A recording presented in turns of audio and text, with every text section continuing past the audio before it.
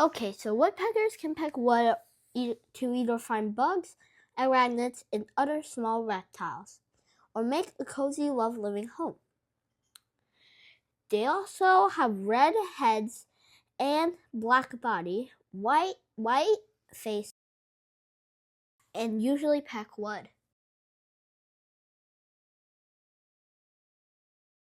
They live high up in the trees, not close to the ground, because they don't want the wood falling onto the ground too fast.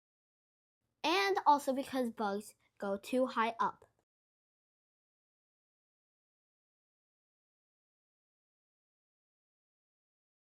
Woodpeckers usually live on oak trees or spruce. They live in the forest high up. Okay, bye.